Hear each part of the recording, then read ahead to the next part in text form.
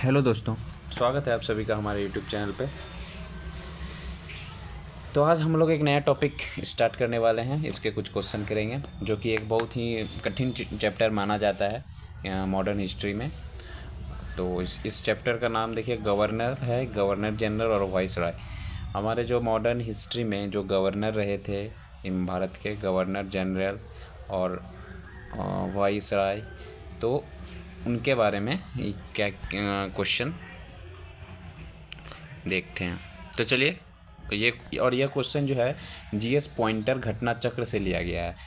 तो जो भी कॉम्पिटिटिव एग्ज़ाम, मतलब कोई भी कंपटीशन के एग्ज़ाम के लिए तैयारी कर रहे हैं उनके लिए ये सही रहेगा, क्योंकि जीएस पॉइंटर एक अच्छा बुक माना जाता है। तो आप लोग इससे तैयारी कर सकते हैं, ये क्वेश्चन देख सकते हैं। इसका पीडीएफ भी आपको दे दूंगा तो सही हो जाएगा। चलिए शुरू करते हैं। देखिए क्वेश्चन है, इसका सही कथन क्या है। तो सही कथन में पहला आ जाता है कि जन प्रशासन की नींव वॉरेन हेस्टिंग द्वारा मजबूती में रखी गई, जिस पर ऊपरी संचालन कार्निवास ने की। और क्या हुआ, तो ईस्ट इंडिया कंपनी की असैनिक और सैनिक सुधार करने का श्रेय किसको जाता है, क्लाइव को। और लॉर्ड डलहौजी ने व्यापक कत के सिद्धांत के आधार पर ब्रिटिश साम्राज्य के समृद्ध का क्षेत्र जोड़ा था। ठीक है। और दूसरा सत्य कथन में ही आता है कि बंगाल का पहला जो है गवर्नर कौन था, तो रॉबर्ट क्लाइव। ठीक है। और बंगाल का प्रथम गवर्नर जनरल वॉरेन हेस्टिंग। ठीक है, वॉरेन हेस्टिंग नाम याद रखिएगा। बंगाल का प्रथम गवर्नर जनरल वॉरेन हेस्टिंग और बंगाल का पहला गवर्नर रॉबर्ट क्लाइव। भारत का प्रथम governor general Lord William Bentinck था। ठीक है, भारत का। और ये दो बंगाल का था, बंगाल का प्रथम और बंगाल का ये लेकिन भारत का प्रथम गवर्नर जनरल कौन है, लॉर्ड विलियम बेंटिक। ठीक था, सॉरी है नहीं था। चलिए अगला क्वेश्चन बढ़िए। घटनाओं के घटित क्रमानुसार देखिए, क्या क्या क्रमानुसार लगाना था। तो देखिए, बक्सर का युद्ध जो हुआ कब हुआ, 22 अक्टूबर 1764। क्लाइव का पुनः भारत आगमन 3 मई 1765। ये जो है बक्सर का युद्ध और बंगाल का विभाजन, ये सब हम लोग वीडियो में देख चुके हैं, हम क्लासेस डिस्कस किए हैं। तो आप लोग जिन्हें नहीं देखा वो वीडियो, तो हमारे चैनल में प्लेलिस्ट बना हुआ है, वहाँ से देखिएगा। नहीं तो और भी मैं डिस्क्रिप्शन में डलवा दूंगा, आप देख लीजिएगा, उसमें हम लोग डिस्कस किए बहुत अच्छे तरीके से। तो चलिए और आगे देखते हैं। इलाहाबाद की संधि अगस्त 1765। वॉरेन हेस्टिंग का गवर्नर जनरल बनना किस में बना था, 1774 ईस्वी में। ठीक है। चलिए क्वेश्चन की ओर आते हैं हम लोग और आगे। क्वेश्चन है, भारत में ब्रिटिश साम्राज्य का संस्थापक कौन माना जाता है, तो कौन, लॉर्ड क्लाइव को माना जाता है। अंग्रेजों के विरुद्ध बनारस विद्रोह का नेतृत्व किया था, किसने किया था, राजा चेत सिंह ने किया था, बनारस के विरुद्ध, बनारस विद्रोह में। ठीक है। बंगाल में द्वि प्रशासन प्रणाली लागू की गई, किसके द्वारा, रॉबर्ट क्लाइव द्वारा। ठीक है।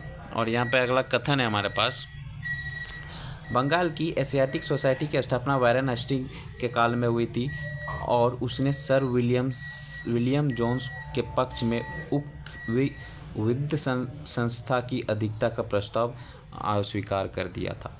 ठीक है। और इसका कारण, कथन ये था, कारण क्या है, वॉरेन हेस्टिंग स्वयं एक उद्भट विद्वान तथा प्राग विद्या का प्रखर समर्थक था, जो संस्कृत, फारसी व अरबी के अध्ययन का प्रोत्साहित करता था। तो देखिए ये दोनों बातें हमारी सही है, क्योंकि देखिए बंगाल में जो एशियाटिक सोसाइटी की स्थापना जो है वॉरेन हेस्टिंग के काल में ही हुई थी। ठीक है। और इसका कारण कथन मतलब पूरा सही, दोनों कथन और कारक दोनों सही स्पष्ट रूप से दिया गया है इसमें। ठीक है। अगला क्वेश्चन देखते हैं। कलकत्ता में एशियाटिक सोसाइटी की स्थापना के समय बंगाल का गवर्नर जनरल था, कौन था, तो लॉर्ड वॉरेन हेस्टिंग था। सुरक्षा प्रकोष्ठ की नीति संबंधित वॉरेन हेस्टिंग से थी। ठीक है। अगला क्या है, बंगाल में द्वैत प्रणाली, जो डुअल गवर्नमेंट को समाप्त किसने किया था, वॉरेन हेस्टिंग ने किया। वह गवर्नर जनरल जिस पर ब्रिटिश संसद में महाभियोग का मुकदमा चला गया था, किस पे चला गया था, वॉरेन हेस्टिंग पे। ठीक है। अब मैच द कॉलम आता है क्वेश्चन, जो कि सम्मिलित करना है आपको। ठीक है। तो देख लेते हैं, ये क्वेश्चन देखते हैं कुछ। क्या क्वेश्चन है, बक्सर का युद्ध, ठीक है, तो कब हुआ था, ये देखिए 1764, सभी को पता होगा। सहायक संधि 1798। भारत में ईस्ट इंडिया कंपनी का व्यापारिक 1833। अधिकार समाप्त हुआ था, कब हुआ था? 1833 में। ब्रिटिश नागरिकों एवं कंपनियों के लिए भारत में व्यापार का खोला जाना 1813 में। ठीक है, अगला क्वेश्चन की ओर बढ़ते हैं। भारत में न्यायिक संगठन की स्थापना किसने की थी?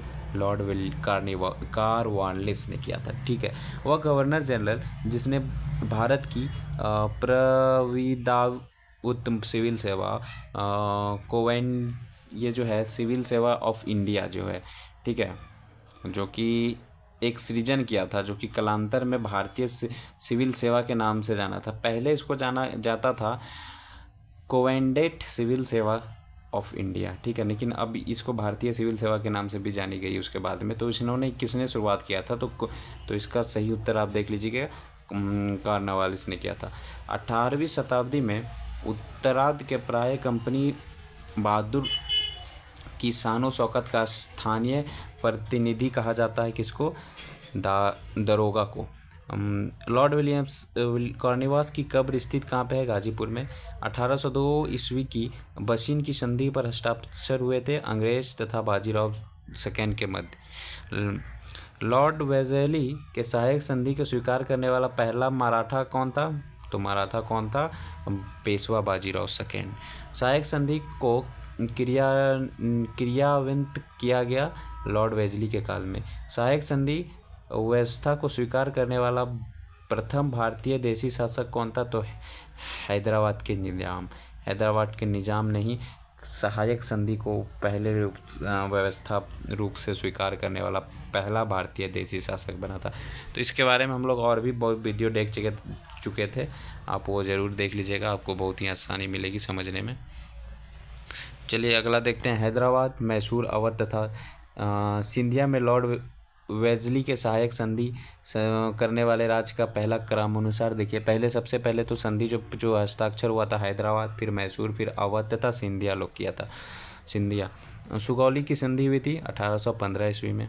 ठीक है, 1815 ईस्वी में हुई थी, ये अच्छा से दे ली। हाँ, सहायक संधि को स्वीकार करने वाला पहला शासक कौन था? अवध का नवाब था। अवध का नवाब ने ही पहला सहायक संधि को स्वीकार किया था। फिर देखिए अगला आता है, भारतीय राज्यों का अंग्रेजी प्रभुत्व स्थापित करने के लिए प्रशासन सहायक संधि प्रणाली का सूत्रपात किया लॉर्ड वेजेली ने किया था। ईस्ट इंडिया कंपनी का राजपूत राज्यों से सहायक संधि करने का मुख्य उद्देश्य था अंग्रेजों को, क्या मुख्य उद्देश्य था इसका? तो अंग्रेजों की प्रभुत्ता स्थापित करना था। ठीक है, जब उस समय क्या हुआ था? उस समय अगला क्वेश्चन देख लीजिए। उस समय जब नेपोलियन की शक्ति के सामने यूरोप के साम्राज्य धराशायी हुए थे। किसके सामने? तो नेपोलियन की शक्ति के सामने। ठीक है, तो तत्कालीन समय पर वह ब्रिटिश गवर्नर जनरल जिसने भारत में ब्रिटिश पताका फहराई गई, तो वो कौन था? तो लॉर्ड वेजेली ही था। ठीक है, अगला है आंग्ल नेपाल युद्ध जिसके शासनकाल में हुआ। कौन सा वो युद्ध? तो आंग्ल नेपाल युद्ध। तो वो किसके युद्ध में हुआ? वह कौन था? किसके शासनकाल में? तो लॉर्ड हेस्टिंग के काल में। ठीक है, देखिए मैच द कॉलम है, सही सुमेलित करना है इसमें। तो बक्सर का युद्ध जो हुआ था उसमें कौन था? पहले हेक्टर मुनरो था। आंग्ल नेपाल युद्ध देखिए, लॉर्ड हेस्टिंग आंग्ल नेपाल युद्ध, लॉर्ड वेजेली चतुर्थ आंग्ल मैसूर युद्ध, लॉर्ड कार्नवालिस तीर्थ आंग्ल मैसूर युद्ध। चलिए तृतीय आंग्ल मराठा युद्ध संबंधित है लॉर्ड हेस्टिंग से। ठीक है, सर टॉमस मुनरो मद्रास के गवर्नर रहे, कब से कब तक रहे? तो 1820 से 1827 ईस्वी तक रहे।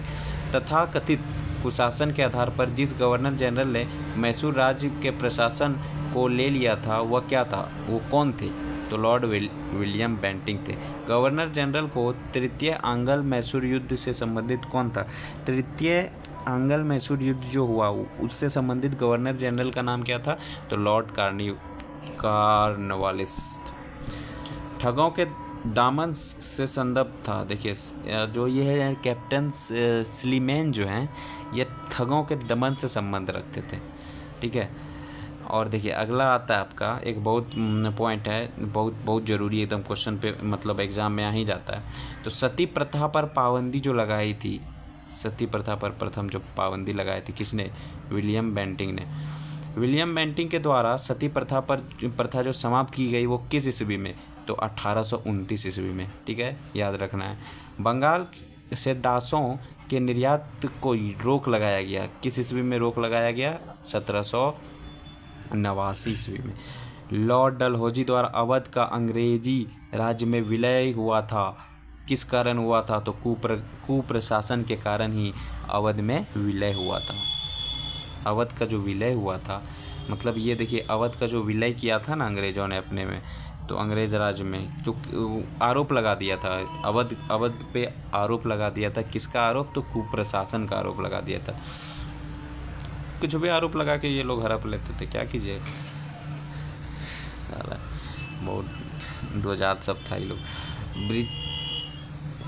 ब्रिटिश साम्राज्य में अवध का विलय हुआ। देखिए, अवध का विलय कब हो गया था? 1856 ईस्वी में। अब सही सुमेलित मैच द फॉलोइंग है, तो 1849 ईस्वी पंजाब का विलय हो गया। 1848 ईस्वी में सितारा का विलय। 1856 में देखिए अवध का विलय। 1855 में करौली का विलय। चलिए अब देखिए अगला क्वेश्चन देखिए। अगला क्वेश्चन है, बगाद रियासत का ब्रिटिश साम्राज्य में विलय हुआ। 1850 ईस्वी में विलय हुआ। वह गवर्नर जनरल जिसने विलय की नीति नियोजित एवं कार्यवाहित की, किसने की थी? तो डलहौजी ने। जेम्स एयूट्स रेम्स भारत के जिस गवर्नर जनरल का वास्तविक नाम था वो किसका नाम था? लॉर्ड डलहौजी का। देखिए इसका नाम लॉर्ड डलहौजी का जो वास्तविक नाम था वो याद रखिएगा, ऐसे क्वेश्चन में आता है किसका नाम था। तो जेम्स एड्यूज रेम्स। साला नाम सब भी जो है रखता है ये लोग, कोई बात नहीं, देखना पड़ेगा, एग्जाम में पूछ ही देता है। तो भारत में ब्रिटिश शासन के दौरान झांसी, संबलपुर एवं सितारा राज्यों के विलय सही सही क्रम क्या है? देखिए, तो सतारा, संबलपुर और झांसी, ये इसका सही सुमेलित है। ठीक है, चलिए आगे देखते हैं दोस्तों। आगे क्या है? अंग्रेजों द्वारा सिंध विजय संपन्न हुई, कब हुई? लॉर्ड एलनब्रो के समय हुई। सिंध पर ब्रिटिश ने कब्जा किया, सिंध पर कब किया? तो 1843 ईस्वी में किया। ठीक है, ये वन लाइनर है दोस्तों, तो इसमें याद करने में आपको बहुत ही सहूलियत होगी, क्योंकि ये पॉइंटर जो है घटना चक्र ऐसे ही बनाया ही गया है जो कि आप पढ़ें और याद हो जाए। तो एक दो बार ये वीडियो आप रिकैप में 2x में भी देखिएगा ना, तो याद हो जाएगा। अगला देखिए, जब अवध का ब्रिटिश साम्राज्य में विलय हुआ उस समय का अवध ब्रिटिश रेजिमेंट था, कौन था? तो जेम्स आर्मस्ट्रॉन्ग। भारत में प्रथम रेलवे लाइन जिस ब्रिटिश गवर्नर के समय बिछाई गई, किस ब्रिटिश गवर्नर के समय जो भारत का जो है पहला जो प्रथम रेलवे लाइन बिछाई गई? तो ये देखिए लॉर्ड डलहौजी के समय से। ठीक है, भारत में प्रथम रेल लाइन का निर्माण कहाँ से कहाँ तक हुआ था? बॉम्बे से थाने के मध्य में हुआ था। ठीक है, भारत में पहली रेल लाइन शुरू हुई थी किस ईस्वी में? तो 1853 ईस्वी में हुई थी। वह कंपनी जिसने सर्वप्रथम भारत में रेल यात्रा प्रारंभ की थी, कौन सी कंपनी ने पहले भारत में रेल यात्रा प्रारंभ की? तो ग्रेट इंडियन पेनिनसुला रेलवे। ठीक है, अगला देखिए बहुत ही इंपॉर्टेंट है, ब्रिटिश भारतीय राज क्षेत्र का अंतिम प्रमुख विस्तार हुआ, तो लॉर्ड डफरिन के समय में हुआ। पब्लिक वर्क डिपार्टमेंट को 1845 से 55 के दौरान स्वरूप देने वाले कौन थे? तो लॉर्ड डलहौजी थे। विधवा पुनर्विवाह अधिनियम क्रियान्वित करने के लिए कौन, ये विधवा जो है, पहले विधवा का तो पुनर्विवाह नहीं किया जाता था, तो उसको क्रियान्वित कौन किया, कौन उसको कार्य में लाया? तो लॉर्ड कैनिंग के शासन के काल में आया था। ठीक है, तो 1 नवंबर 1858 को महारानी विक्टोरिया का घोषणा पत्र इलाहाबाद में पढ़कर सुनाया। किसने पढ़कर सुनाया? तो लॉर्ड कैनिंग ने सुनाया था। भारत का प्रथम वायसराय था कौन? तो लॉर्ड कैनिंग। ठीक है, लॉर्ड कैनिंग ही था। अपने पुत्र के स्थान पर दूसरे उत्तराधिकारी को गोद लेने के अधिकार को पुनः स्थापित किया था। 1858 ईस्वी की सामग्री की घोषणा ने। ठीक है, महारानी विक्टोरिया को भारत की सामग्री नियुक्त किया गया, कब किया गया? 1877 ईस्वी में। वह गवर्नर जनरल जिसने भारत में दास प्रथा को समाप्त किया, कौन किया? लॉर्ड एलन ब्रो ने किया। ठीक है, अब मैच द फॉलोइंग आता है दोस्तों। तो देखिए, लॉर्ड कार्निवास अस्थाई बंदोबस्त, लॉर्ड वेजली देखिए सहायक संधि ने किया था, लॉर्ड डलहौजी व्यापक का सिद्धांत, और लॉर्ड कैनिंग जो है 1857 के विद्रोह के समय। ठीक है, और देख लीजिए लॉर्ड हेस्टिंग तृतीय आंग्ल मराठा युद्ध, लॉर्ड विलियम बेंटिंग 1829 ईस्वी का 70वां रेगुलेशन। ठीक है, तो आइए और आगे देखते हैं। आगे देखिए, अस्थाई बंदोबस्त प्रारंभ किया था लॉर्ड कार्निवास के शासन में ही प्रारंभ हुआ था। पेशवाशिप को समाप्त कब हुआ था? तो 1818 ईस्वी में।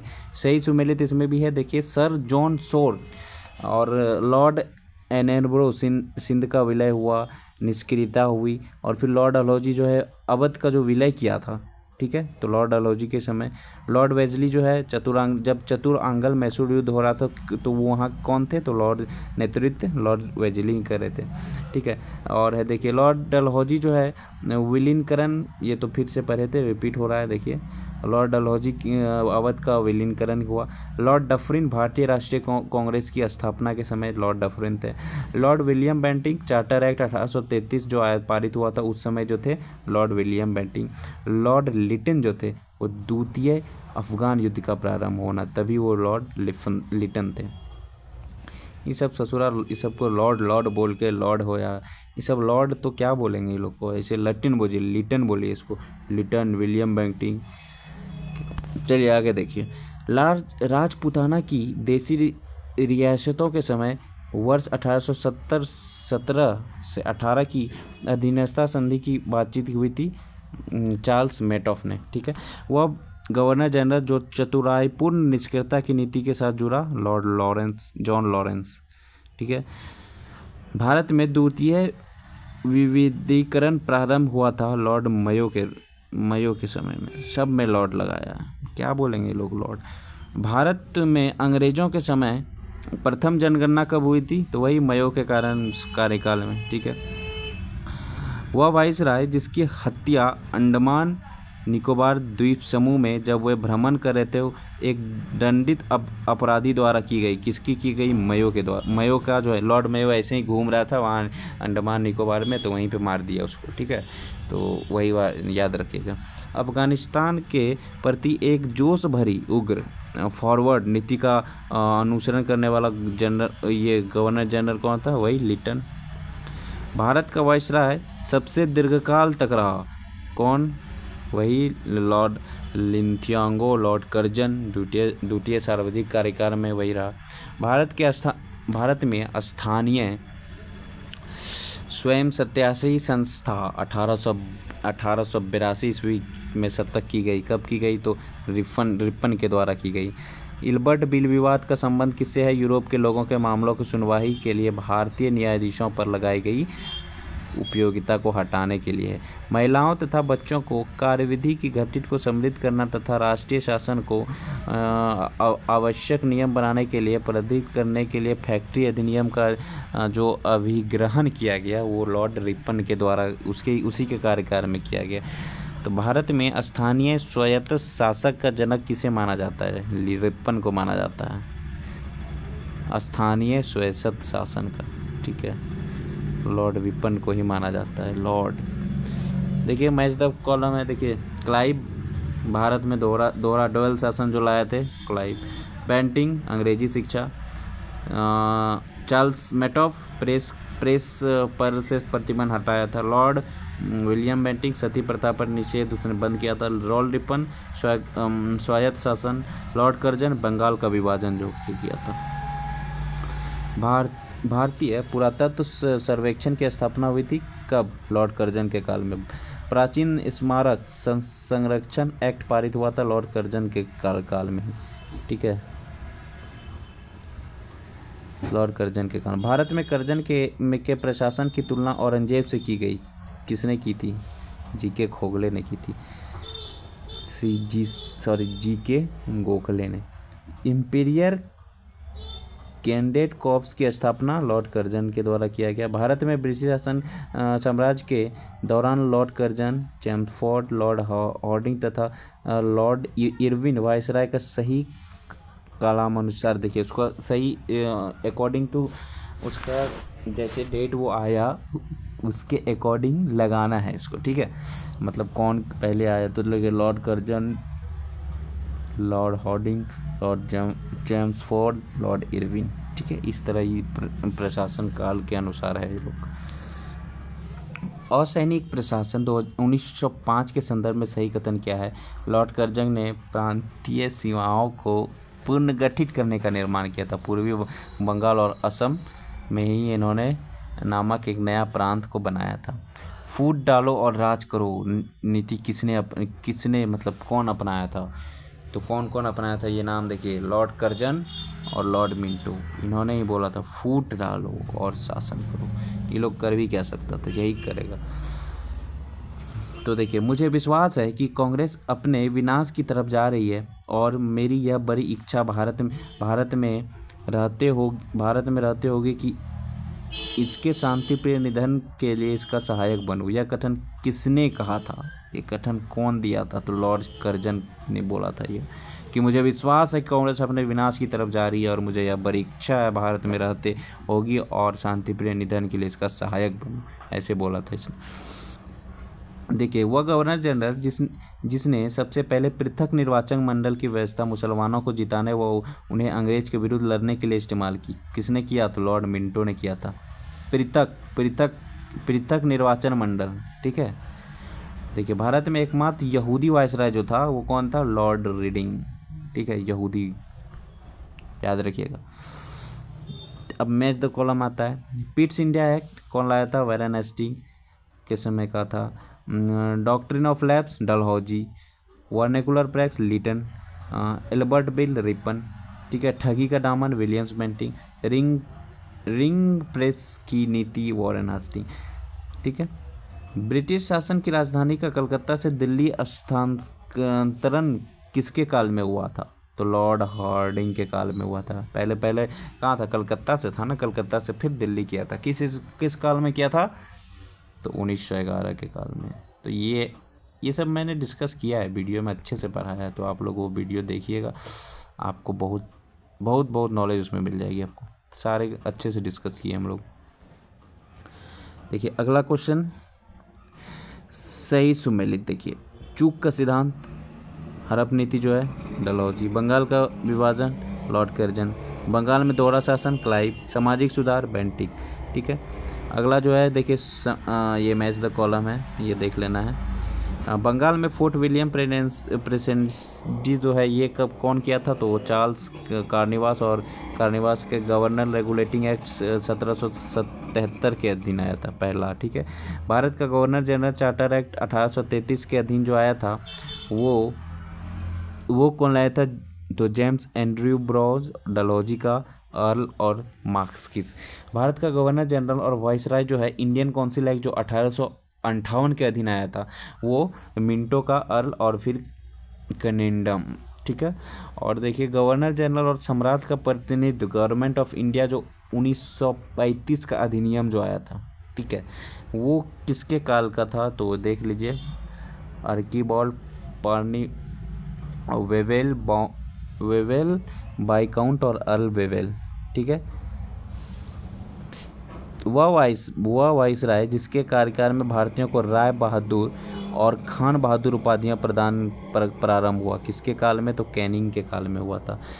कौन सा ये उपाधि देना? राय बहादुर और खान बहादुर की उपाधि जब प्रारंभ हुआ देना, तो किसके काल में? कैनिंग के काल में, ठीक है। तो दोस्तों, ये थे कुछ गवर्नर जनरल और वाइसराय के क्वेश्चन, ठीक है। तो हम लोगों ने क्वेश्चन बहुत सारे डिस्कस किए। ये आपने पढ़ लिया तो मतलब समझिए किसी भी एग्ज़ाम के लिए आपके लिए बहुत ही लाभदायक सिद्ध होगा, क्योंकि इससे बाहर क्वेश्चन कहीं बन ही नहीं सकता, 100% गारंटी के साथ। तो आप इसे बार बार देखें, ठीक है। और इसको रिवाइज़ कर लेंगे तो इसका PDF आप बोलेंगे तो ऐसे हम PDF डलवा देंगे। आप डिस्क्रिप्शन में देखिए, हमारा टेलीग्राम ज़रूर ज्वाइन कीजिए ताकि आपको वहाँ सारी PDF सारे क्लासेस की चलेंगी। और वीडियो को ज़रूर से ज़रूर प्लीज़ लाइक कीजिए, आप लोग ज़्यादा से ज़्यादा शेयर कीजिए, नए हैं सब्सक्राइब कीजिए। सब्सक्राइब आप लोग कर ही नहीं रहे हैं तो प्लीज़ आप सब्सक्राइब कीजिए ताकि मैं भी मोटिवेट रहूँ, हमारे टीचर्स और भी मोटिवेट रहेंगे और भी वीडियोज़ लाने के लिए सारे टॉपिक्स पे। तो चलिए आज यहीं तक रखता हूँ मैं वीडियो, लेकिन आप लोग प्लीज़ ये इसका PDF आपको मिल जाएगा, लेकिन आप लोग शेयर लाइक सब्सक्राइब ज़्यादा से ज़्यादा कीजिएगा। और ऐसे ही प्यार आप लोग बनाते रहें, हम लोग आपके लिए हमेशा तत्पर हैं, आपके लिए कोई दिक्कत नहीं है। और किसी भी चीज़ की ज़रूरत हो आप ज़रूर कमेंट पे तो ज़रूर बताएं कि कैसा लगा क्या नहीं लगा, ठीक है। चलिए बहुत बहुत धन्यवाद, थैंक यू सो मच।